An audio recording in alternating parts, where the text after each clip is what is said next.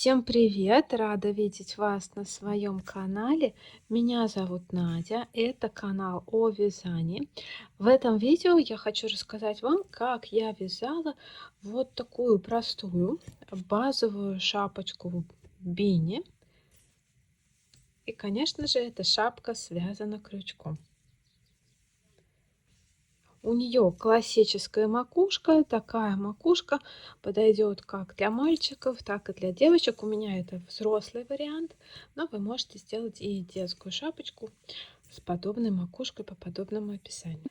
В этом видео для эксперимента я снова сошью эту шапочку своим фирменным швом, который не заметен ни с лица, ни с изнанки. Вот я вообще не знаю, где он сейчас проходит, но в этот раз я буду сшивать шапку без использования контрастных нитей.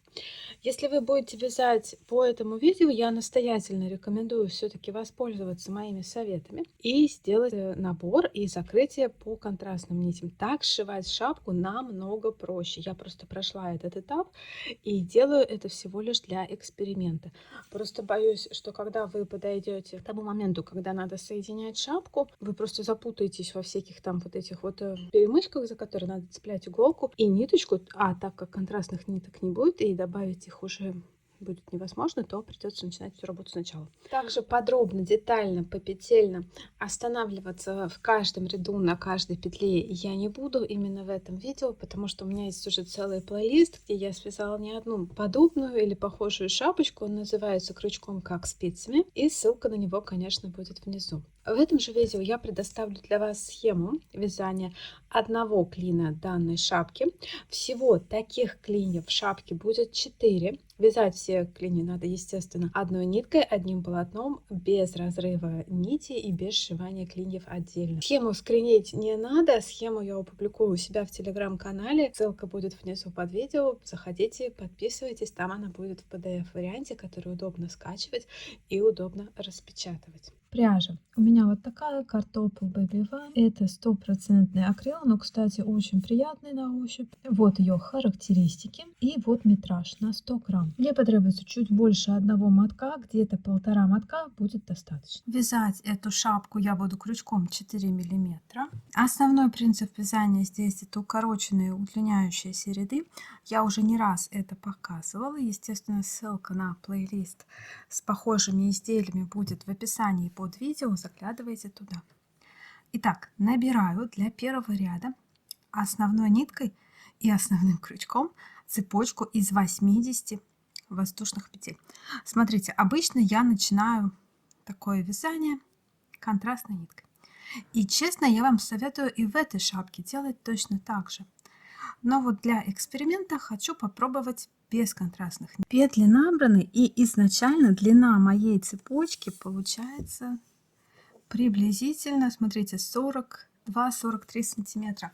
В итоговой шапке это будет всего 31-32 сантиметра. То есть вы можете сами рассчитать, насколько эта цепочка в итоговом изделии становится уже. Дальше работаю, получается, по схеме это будет уже второй ряд, и он будет сразу же укороченный. В этом втором ряду не довязываю 2 петли. Каждый новый ряд начинается воздушная петля подъема, и вкалываю крючок за дальнюю дужку, делаю соединительный столбик за дальнюю дужку. В этом ряду, соответственно, будет 78 соединительных петель. 2 петли не довязала, третий ряд, воздушная петля подъема, поворот, за дальнюю дужку, во второе звено от крючка начинаю делать соединительные петли. В третьем ряду их будет точно так же 78, как и во втором. Последняя петля в третьем ряду точно так же за дальнюю дужку. И дальше четвертый ряд, воздушная петля подъема, поворот. И смотрите, в каждом следующем ряду я буду не довязывать вот от имеющейся ступеньки еще 2 петли. То есть в четвертом ряду будет 76 петель. И так я и буду делать. Не довязываю 2 петли, вяжу ряд до конца. Не довязываю опять 2 петли, вяжу ряд до конца. И таким образом этот участок нужно провязать до тех пор, пока недовязанных петель не станет 18, а ряд из провязанных петель будет состоять из 62. соответственно, провязанных петель. Я буду двигаться четко по схеме. Стрелки обозначают направление вязания, а цифры над стрелками обозначают количество петель в этом ряду. Довязала я вот этот участок. Здесь у меня оставлено 18 петель, а в последнем ряду провязано только 62 петли. И дальше будет 2 пары рядов, которые провязывают эту деталь полностью. То есть в них будет по 80 петель. Данный участок у меня представляет из себя половину клина, и его ширина 5,5 сантиметров. Вся шапка в обхвате, а шапку я делаю на размер 55 сантиметров, и вся шапка в обхвате получится высота вот этого участка умноженного на 8. То есть это где-то 44 сантиметра. И именно этот обхват шапки я всегда использую для своей головы, для 55 сантиметров. Да? Надеюсь, это понятно. Но в принципе эта резинка очень хорошо тянется, и именно этот размер подойдет и на большую голову. В общем, дальше вяжу полные ряды туда и сюда, туда и сюда. 2 раза покажу вам, как я смыкаю вот эти вот все ступенечки. Дохожу я вот до края первой ступеньки, и здесь нужно спуститься в нижний ряд. Сперва вставляю крючок в перемычку текущей ступеньки вот так и спускаюсь на нижний ряд и провязываю все петли на крючке вместе. Это 1. Затем в следующую петлю, это 2.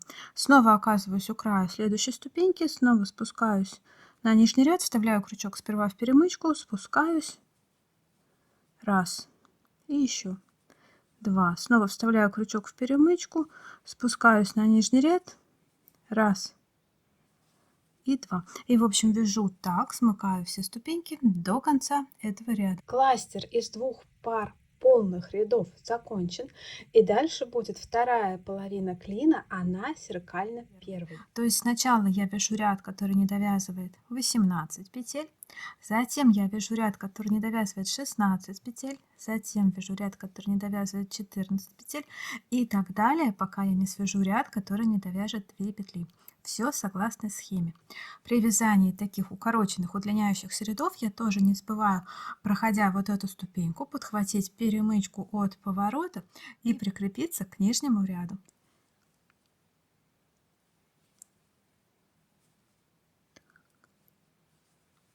Довязала я последний ряд в этом клине, он будет тоже полным, здесь будет 80 петель. И дальше возвращаюсь к первому ряду клина и первому ряду схемы. И повторяю этот участок еще 3 раза. Итого клиньев в данной шапке должно быть 4. Ширина клина, ну где-то 11,5, да. Высота шапки будет 33, возможно итоговая будет меньше. И высота макушки где-то 7,5 сантиметров. Один небольшой совет при вязании этой шапки, так как одного мотка любой пряжи будет недостаточно, то узлы будут 100%. И чтобы узел не появился на лицевой стороне, либо не появился на отвороте, он здесь предательски может быть как с изнанки, и, соответственно, быть виден на лице, и просто выскочить на лицо. Для того, чтобы узлы красиво спрятать, я предлагаю следующее. Дохожу до конца ряда, у меня еще достаточно длинная нить, но вот я дохожу до одного из укороченных рядов и останавливаюсь у макушки.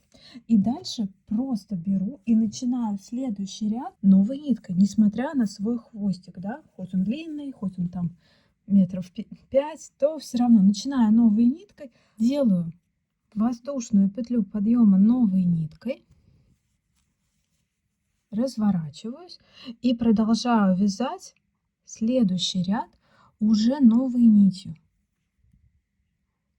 Точно так же за дальнюю полупетлю полустолбиками или соединительными петлями. Хвостики будут образовываться вот со стороны макушки, и когда я закончу эту шапку, я спрячу эти хвостики в вязаном полотне на изнанке. Теперь про тот ряд, который провязывает и смыкает все эти ступеньки.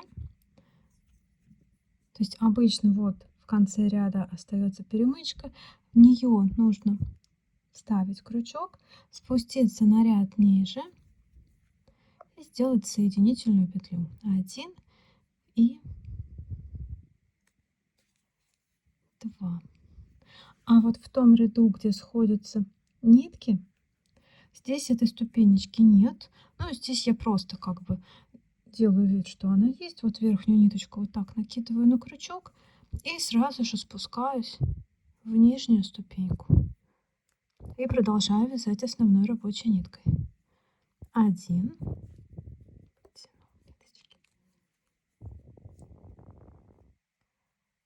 и 2. Вот что получается, да. Смыкаю ряд до конца, и в конце вязания уже я вот эти нити просто спрячу на изнанке в вязаном полотне. Узлов делать я тут не буду. Довязала я последний клин, 4 или 8, смотря как считать. И в этом последнем клине я не делаю самый последний ряд в повторении. То есть вот сюда вот я пока не вяжу. Этот ряд будет сшиваться, да, именно в последнем клине. То есть его я буду прокладывать иголкой, и, соответственно, он сошьет эту деталь. Я набирала здесь без контрастной нити и заканчиваю тоже без контрастной нити. И для того, чтобы сшить вот это изделие, я сделала себе вот такую подсказку. То есть здесь тоже несколько рядов связано белой ниткой, затем только один ряд связан контрастной ниткой, красной, и снова несколько рядов связано белой ниткой. То есть вот сейчас мне нужно будет повторить этот красный ряд на своей шапке, но иголкой.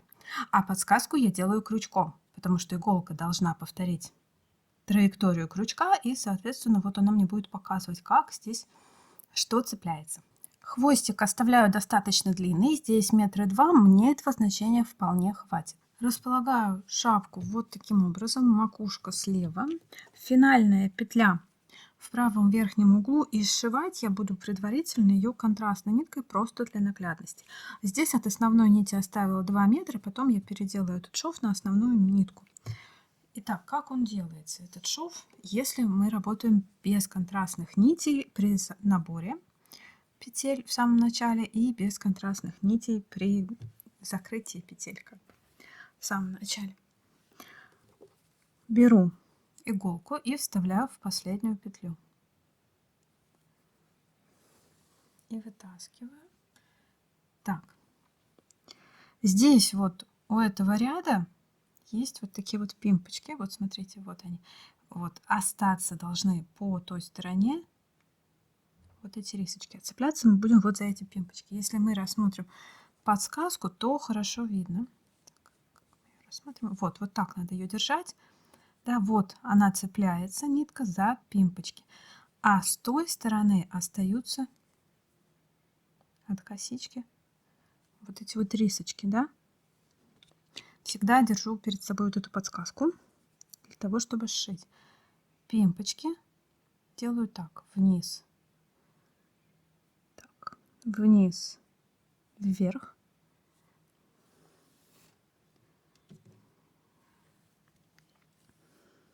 Так, подтягиваю. Теперь так, вот она. Поправлю вот эту петлю. Вот в эту петлю, из которой нить выходит, подтягиваю, и в следующую кромочную вот так. И возвращаюсь снова в красную петлю, которую только что сделала. Затягиваю, да, давайте вот здесь затяну. Вот, и снова цепляю рисочки, да, следующий шаг. Вниз, вверх, пимпочки цепляю, подтягиваю в петлю, в красную, в кромочную, в следующую кромочную, в петлю. Я все же рекомендую делать этот шов, как я показывала в предыдущих видео, то есть с нитями-халперами. Так намного удобнее и намного виднее, что, что происходит, как движется нитка, куда вставлять иголку. Я для эксперимента делаю вот так, но вообще на практике я так не делаю, потому что это усложняет задачу, а я люблю наоборот искать какие-то лайфхаки, которые упрощают задачу. Мне некоторые писали, что этот шов называется кетельный шов, еще писали, что это называется трикотажный шов. Нет, это не так. Нет, это не кетельный шов, это не трикотажный шов. Кетельный шов и трикотажный шов, они выполняются вязание спицами, да, по открытым петлям, либо по закрытым петлям. И там совершенно другая, разная и другая траектория движения нити. Это тамбурный шов, который я приспособила для сшивания боснийской вязки. Скажу честно, это моя разработка, на других источниках вы его не найдете, у него нет названия, поэтому если вам в этом видео кажется, что шов выполняется как-то сложно, я вам оставлю ссылку на свой плейлист, так и называется, крючком как спицами, и там много изделий, и беретик есть, и шапка, носочки, разные изделия, где я применяю именно вот этот вот способ сшивания данного узора. Там я использую нити халперы. На мой взгляд, так намного проще его сшивать, проще понять его траекторию. Но так как я вот уже сшила, ну, наверное, не один десяток изделий именно этим швом с нитями халперами, решила попробовать без них. Возможно, все, но так намного сложнее.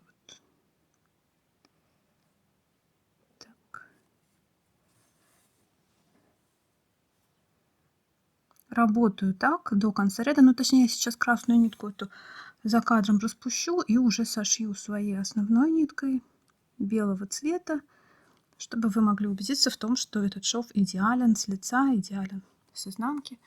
Вот смотрите, как он вливается в вязание вот с этой стороны, да, и вот другая сторона, да. Видите, здесь тоже абсолютно тот же самый рисунок. Он не заметен ни на глаз, ни на ощупь. Он является частью вязания. Трикотажный шов, если вы будете сшивать эту шапку трикотажным швом, в его чистом виде, он выделяется. И он траекторию нити в вязании крючком не повторяет. Он повторяет траекторию нити в вязании спицами. Это большая разница. Дохожу до конца макушки. И смотрите, здесь у меня была только одна ступенька. Сейчас я покажу, как прошивать именно вот это место, да. Здесь продолжаю сшивать так, как я сшивала до этого. Вниз, вверх, в петлю, в кромочную, в следующую кромочную, в петлю. Так, вот как раз подхожу к ступеньке. Опять вниз, вверх делаю,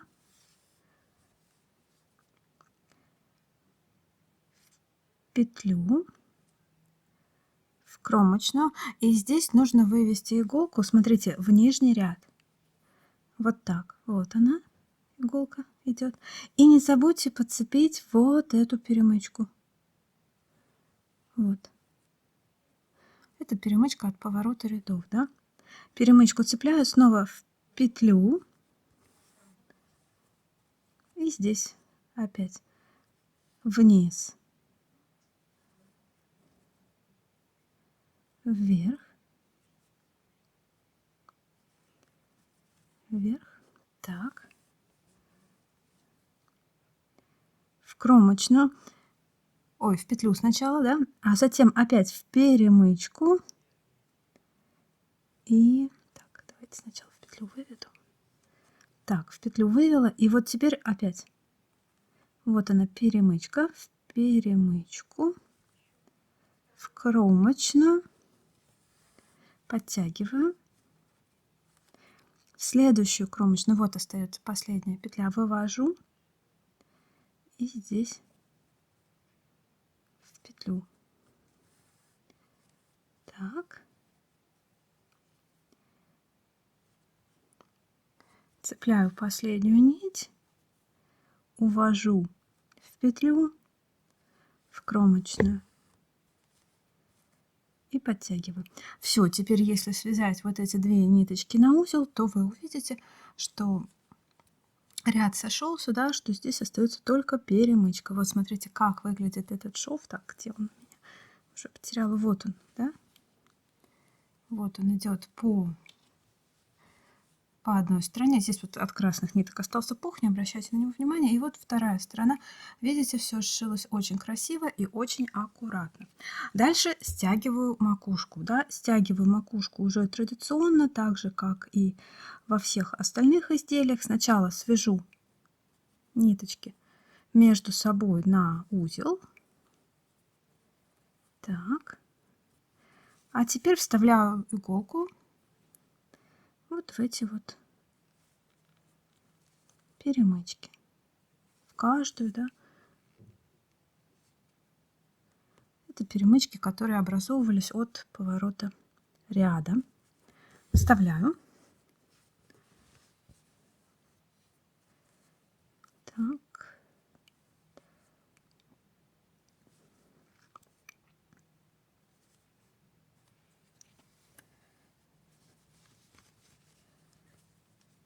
Так. Так.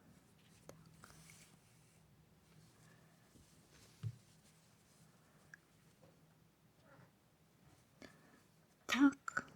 И в последнюю. Вот сюда. И затягиваю макушку. И снова ниточки связываю на узел. Так. И второй. Дальше хвостик я просто беру. У меня уже иголка вставлена, да, та же самая иголка. Нахожу какую-нибудь косу, ну, допустим, вот эту, и вот так вот прячу хвостик в вязаной косе. Все, обрезаю ниточку, сантиметров 5 здесь достаточно. Теперь давайте покажу, что делать вот этими хвостиками, которые, видите, образовывались от начала одного мотка, конца другого мотка. Здесь то же самое, да. Выбираю направление, куда удобнее спрятать. Ну, допустим, вот так вот спрячу наверх.